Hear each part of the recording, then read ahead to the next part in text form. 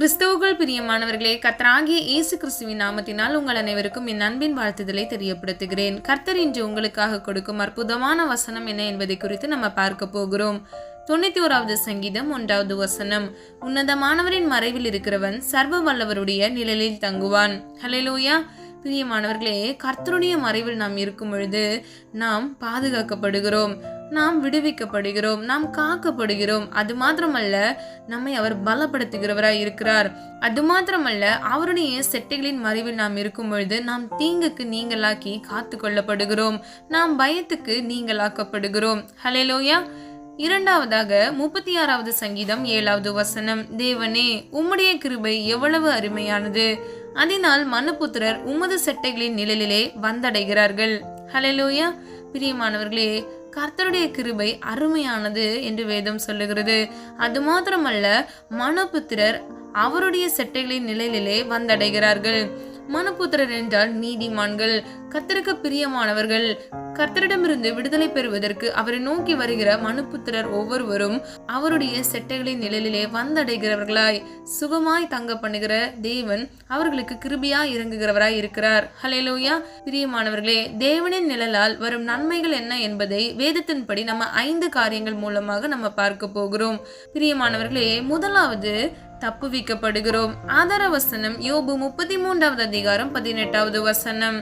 இவ்விதமாய் அவன் ஆத்துமாவை படுகொலிக்கும், அவன் ஜீவனை பட்டய வெட்டுக்கும் தப்புவிக்கிறார். ஹல்லேலூயா. பிரியமானவர்களே, நம்முடைய ஆத்துமாவை படுகொலிக்கு அவர் தப்புவிக்கிறவராய் இருக்கிறார். நம்முடைய ஜீவனை பட்டய வெட்டுக்கு அவர் தப்புவிக்கிறார். ஹல்லேலூயா. பிரியமானவர்களே, நம்முடைய வாழ்க்கையில வருகிற எல்லா பிரச்சனைகள், சூழ்நிலைகள், போராட்டங்கள், சத்ருவானவன் கொண்டு வருகிற எல்லா பிரச்சனைகளுக்கும் கர்த்தர் என்ன பண்ணுகிறார்? நம்மை தப்புவிக்கிறவராய் இருக்கிறார். ஹல்லேலூயா. அது மாத்திரமல்ல, சங்கீதம் 91வது அதிகாரம் 3வது வசனத்தின்படி வேடனுடைய கண்ணுக்கு நம்மை தப்புவிக்கிறார். 18வது சங்கீதம் 43வது வசனம் 48வது வசனத்தின்படி இந்த உலகத்தில் வாழ் மனிதர்கள் மூலியமாக நமக்கு விரோதமாக வருகிற அநியாயங்கள், கொடுமைகளுக்கு நம்மை தப்புவிக்கிறவராய் இருக்கிறார் என்று நம் 48வது வசனத்தில் நம்ம பார்க்கிறோம். பிரியமானவர்களே, நம்ம இன்னைக்கு என்ன செய்ய வேண்டும்? கர்த்தருடைய நிழலில் சுகமாய் தங்கி இருக்க பண்ண வேண்டும். சர்வ வல்லவருடைய நிழலில் நாம் வாசம் செய்ய வேண்டும். நாம் உன்னதமானவரின் மறைவில் இருக்க வேண்டும். ஹல்லேலூயா. இரண்டாவதாக பயத்துக்கு நீங்களாக்கப்படுகிறோம். ஆதார வசனம் மத்தேயு 14வது அதிகாரம் 26 முதல் 27வது வசனம். அவர் கடலின் மேல் நடக்கிறதை சீஷர்கள் கண்டு கலக்கமடைந்து ஆவேசம் என்று சொல்லி பயத்தினால் அலறினார்கள். உடனே இயேசு அவர்களோட பேசி, திடன் கொள்ளுங்கள், நான் தான், பயப்படாதிருங்கள் என்றார். ஹல்லேலூயா. பிரியமானவர்களே, கர்த்தர் கடலின் மீது நடக்கும்போது அதை கண்ட சீஷர்கள் கலக்கமடைந்தார்கள். உடனே பயப்படாதிருங்கள், திடன் கொள்ளுங்கள் என்று கர்த்தர் சொல்லுகிறதை நம்ம பார்க்கிறோம். இன்னைக்கு நம்முடைய வாழ்க்கையில கூட ஒரு கலக்கம் இருக்குதா, ஒரு தோல்வி இருக்குதா, இதை பார்த்து நம்ம பயப்படக்கூடாது. பிரியமானவர்களே, நம்முடைய வாழ்க்கையில் இருக்கிற பிரச்சனைகள், போராட்டங்கள் தற்காலிகமானவை. நம்முடைய முடிவு இதுவல்ல. கர்த்தர் நமக்கு கொடுத்த வாக்குத்தத்தத்தை நிச்சயமாய் நிறைவேற்றும் அளவும் அவர் உண்மையுள்ள தேவனாக இருக்கிறார். நாம் என்ன செய்ய வேண்டும்? சர்வ வல்லவருடைய நிலையில் நாம் தங்க வேண்டும். எல்லா பயங்களுக்கும், எல்லா விதமான போராட்டங்களையும் நாம் மேற்கொள்கிறவர்களாய், திடன் கொள்கிறவர்களாய், நம்மை பலப்படுத்துகிற தேவன் மூலமாக நாம் பலத்தை பெற்றுக்கொள்ள வேண்டும். ஹல்லேலூயா. பிரியமானவர்களே, இன்னொரு காரியம் பாருங்க. 91வது சங்கீதம் 3வது வசனம். இதில் நாம் பகலில் பிறக்கும் அம்பிற்கு பயப்படாதிருங்கள் என்று கர்த்தர் சொல்லுகிறார். இருளில் நடமாடும் கொள்ளை நோய்க்கும் பயப்படாதிருங்கள் என்று சொல்கிறார். பிரியமானவர்களே, நம்ம வாழ்ந்துட்டு இருக்கிற இந்த உலகத்துல 2 வருஷத்துக்கு முன்னாடி கொரோனா வந்துச்சு இல்லையா? அந்த கொள்ளை நோய்க்கெல்லாம் நம்ம தப்புவிக்கப்பட்டவர்களா இருக்கிறோம். ஹல்லேலூயா. நம்ம அப்போ எப்படி இருந்தோம்? உன்னதமானவரின் நிலையில் காக்கப்பட்டவர்களா இருந்திருக்கிறோம். ஹல்லேலூயா. நம்ம ஒவ்வொருவரையும் கர்த்தர் ஜீவனோடு வைத்திருக்கிறார் என்றால் அவருடைய மகா பெரிய கிருபை மாத்திரமே. அவருக்கு நாம் நன்றி உடையவர்களா இருக்க வேண்டும். பிரியமானவர்களே, தீங்கு நாளில் நமக்கு விரோதமாக வருகிற எல்லா பிரச்சனைகளுக்கும் கர்த்தர் நம்மை நீங்களாக்குறவராய் இருக்கிறார். ஆதார வசனம் 121வது சங்கீதம் 7வது வசனம். கர்த்தர் உன்னை எல்லா தீங்குக்கும் விலக்கி காப்பார், அவர் உன் ஆத்துமாவை காப்பார். நம்மை எல்லா தீங்குக்கும் அவர் நீங்களாக்கி நம்மை விடுவித்து காத்து கொள்கிறவராய் இருக்கிறார். இந்த வசனத்தின்படி நம்முடைய ஆத்துமாவையும் அவர் காப்பார் என்று வேதம் சொல்லுகிறது. அது மாத்திரமல்ல, ஆதியாகமம் 31வது அதிகாரம் 7வது வசனத்தின்படி யாக்கோபை தீங்கு தொடரவில்லை என்று வேதம் சொல்லுகிறது. பிரியமானவர்களே, இந்த வசனத்தின்படி யாக்கோபை தீங்கு தொடரவில்லை என்பதை நம்ம அறிந்து கொள்கிறோம். அது மாத்திரமல்ல 1 நாளாகமம் 4வது அதிகாரம் 10வது வசனத்தின்படி யாபேசை தீங்கு தொடரவில்லை என்று நம்ம பார்க்கிறோம். பிரியமானவர்களே, நாம் ஒவ்வொருவரும் உன்னதமானவரின் மறைவில் இருக்கும் பொழுது இப்படிப்பட்ட தீங்குகளுக்கு நம்மை தப்புவிக்கிறவராய் இருக்கிறார். அந்த தீங்கு நம்மை தொடருவதில்லை. தேவன் ஒருவருக்கும் எப்பொழுதும் பட்சபாதம் உள்ளவர் அல்லவே. யாபேசை காத்தது போல, யாக்கோபை காத்தது போல உங்களையும் என்னையும் அவர் காத்துக் கொள்கிறவராய் இருக்கிறார். ஹல்லேலூயா. 4வதாக காக்கப்படுகிறோம். ஆதார வசனம் 41வது சங்கீதம் 2வது வசனம். கர்த்தர் அவனை பாதுகாத்து அவனை உயிரோடே வைப்பார். பூமியில் அவன் பாக்கியவானாய் இருப்பான். அவன் சத்துருக்களின் இஷ்டத்திற்கு நீர் என்னை ஒப்புக்கொடீர். ஹல்லேலூயா. பிரியமானவர்களே, நம்மை பாதுகாக்கிற தேவன் நம் உயிரோடு இருக்கும் நாளெல்லாம் அவர் நம்மை பாதுகாத்து வழிநடத்துகிறவராய் இருக்கிறார். அவன் பாக்கியவானாய் இருப்பான் என்று வேதம் சொல்லுகிறது. பாக்கியவான் என்றால் ஆசீர்வதிக்கப்பட்டவன்.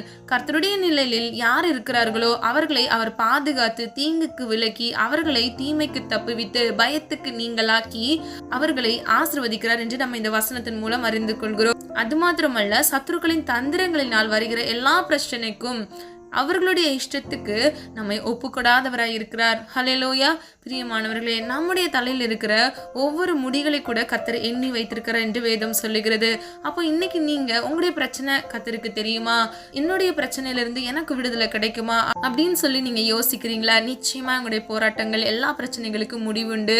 கர்த்தர் மேல் நீங்கள் வைத்திருக்கிற நம்பிக்கை ஒரு நாளும் வீண் போகாது. ஹல்லேலூயா. 1 சாமுவேல் 18வது அதிகாரம் 11வது வசனத்தின்படி சாமுவேலால் அபிஷேகம் பண்ணப்பட்ட தாவீதை கர்த்தர் சவுலுக்கு தப்புவித்து அவரை காத்துக்கொண்டார். ஹல்லேலூயா. இன்னைக்கு நீங்களும் நானும் கூட கர்த்தரால் அபிஷேகம் பண்ணப்பட்டிருக்கிறோம். நமக்குள் பரிசுத்த ஆவியானவர் இருக்கிறார். நம்மை கர்த்தர் காத்துக்கொள்ள வல்லவராய் இருக்கிறார். நமக்கு இருக்கிற எல்லா சூழ்நிலைகள், பிரச்சனைகள், போராட்டங்களிலிருந்து நம்மை காத்துக்கொண்டு நம்மளை விடுவிப்பார். ஹல்லேலூயா. ஆதார வசனம் 37வது சங்கீதம் 40வது வசனம். கர்த்தர் அவர்களுக்கு உதவி செய்து அவர்களை விடுவிப்பார். அவர்கள் அவரை நம்பி இருக்கிறபடியால் அவர்களை துன்மார்க்கருடைய கைக்கு தப்புவித்து இரட்சிப்பார். ஹல்லேலூயா. பிரியமானவர்களே, துன்மார்க்கருக்கு கைக்கு, துன்மார்க்கர் என்றால் யாரு? வேதத்தை விட்டு விலகிறவங்க துன்மார்க்கர்கள். இப்படி துன்மார்க்கமாய் நடக்கிறவர்களுக்கு அவர்களுடைய கைகளுக்கு நம்மை தப்புவிக்கிறவராய் இருக்கிறார். ஹல்லேலூயா. அது மாத்திரமல்ல, நம்மை விடுவிப்பார். நம்ம அவரை நம்புறோம் இல்லையா? அவர் ஒரு நாளும் நம்மளை கைவிடவே மாட்டார். அவர்களுக்கு உதவி செய்து, அப்போ நமக்கு அவர் என்ன பண்றாரு? உதவி செய்கிறாரு. நம்மளுடைய கடினமான சூழ்நிலைகள்ல என்ன யார் விடுவிக்கிறா அப்படின்னு சொல்லி இன்னைக்கு யாராவது இந்த காணொலியை பார்த்து கொண்டிருக்கிறீங்களா? நிச்சயமா உங்களுக்கு சொல்றேன், உங்களை கர்த்தர் தான் விடுவிக்க முடியும். உங்க சுயபலத்தினால உங்களால எந்த விடுதலையோ எந்த பிரச்சனையோ உங்களால சால்வ் பண்ண முடியாது. கண்டிப்பா கர்த்தர் உங்களை மெய்யாகவே விடுதலையாக்கினால் நீங்கள் விடுதலையாவீர்கள். 2 சாமுவேல் 22வது அதிகாரம் 1வது வசனத்தின்படி எல்லா சத்ருவின் கைகளுக்கும் தாவீதை விடுவித்தார் என்பதை நம்ம பார்க்கிறோம். பிரியமானவர்களே, தாவீதின் தேவன் நம்முடைய தேவன். நம்மையும் கர்த்தர் விடுவிப்பார். நம்முடைய எல்லா பிரச்சனைகள், போராட்டங்களில் இருந்து அவர் நம்மை இன்று விடுவிக்க போகிறார். ஹல்லேலூயா. நீங்க ஒண்ணுதான் செய்யணும். நீங்க கர்த்தருடைய சமூகத்துல அவருடைய செட்டைகளின் கீழே நீங்கள் தங்கி இருக்க வேண்டும். அப்போ உங்களுடைய வாழ்க்கையில என்ன இருக்கணும்? பொறுமை இருக்கணும். நீங்க விசுவாசிக்கணும். நீங்க பரிசுத்தத்தை காத்துக்கொள்ளணும். நீங்க நீதிமானா இருக்கணும். அப்போ சொல்லப்பட்ட இந்த 4 காரியங்களும் உங்களுடைய வாழ்க்கையில நிறைவேறும். உங்கள் குடும்பம் காக்கப்படும். நீங்கள் விடுதலை ஆவீர்கள். நீங்கள் தீங்குக்கு தப்புவிக்கப்படுவீர்கள். அது மாத்திரமல்ல, பயம் உங்களுடைய வீட்டை அணுகாது. கொள்ளை நோய்கள் உங்கள் வீட்டை அணுகாது. எல்லா தீங்குக்கும் நீங்கள் நீங்களாக்கப்படுவீர்கள். ஹல்லேலூயா. ஜெபம். அன்பின் பிதாவே, அப்பா, எங்கள் ஒவ்வொருவரையும் அந்த கரத்தில் ஒப்புக் கொடுக்கிறோம். ஆண்டவர், நீர் எங்களுக்கு கொடுத்த வாக்குத்தத்தத்திற்காக நன்றி செலுத்துகிறோம். உன்னதமானவரின் மறைவில் இருக்கிறவர் சர்வ வல்லவருடைய நிழலில் தங்குவார் என்று சொன்ன வசனத்தின்படி நாங்கள் ஒவ்வொருவரும் ஆண்டவரே, எங்கள் குடும்பங்கள் முதல் ஆண்டவரே உம்முடைய சமூகத்துல ஆண்டவரே உம்முடைய நிழலில் உம்முடைய மறைவிடத்துல நாங்கள் தங்கி அப்பா சுகமாய் தங்கி இருக்க இயேசுவின் நாமத்துல ஒரு கிருபை உண்டாவதாக. அது மாத்திரமல்ல, உம்முடைய கிருபை அருமையானதா இருக்கிறது தகப்பனே. மனுபுத்திரர் உமது செட்டைகளின் நிழலிலே வந்தடைகிறார்கள் என்று வேதம் சொல்லுகிறது. அப்பா, எங்களுடைய துன்ப நாட்கள்ல, எங்களுடைய கஷ்டமான சூழ்நிலைகள்ல நாங்க உலகத்தார தேடி போக கூடாது. மனுஷிகமா நாங்க சோர்ந்து போய் உட்காரக்கூடாது. உன்னதமானவரை நாங்கள் மறைவில் வருகிறவர்களா இருக்க வேண்டும். சர்வ வல்லவருடைய நிழலில் நாங்கள் தங்குகிறவர்களா இருக்க வேண்டும். அப்பா, எங்களை ஒவ்வொருவரையும் இயேசுவின் நாமத்தினால் காத்துக்கொள்ளுங்க. எல்லா தீங்குக்கும் எல்லா பயத்திற்கும் எங்களை நீங்களாக்கி ஒவ்வொரு பிள்ளைகளையும் இயேசுவின் நாமத்தினால் காத்துக்கொள்ளுங்க.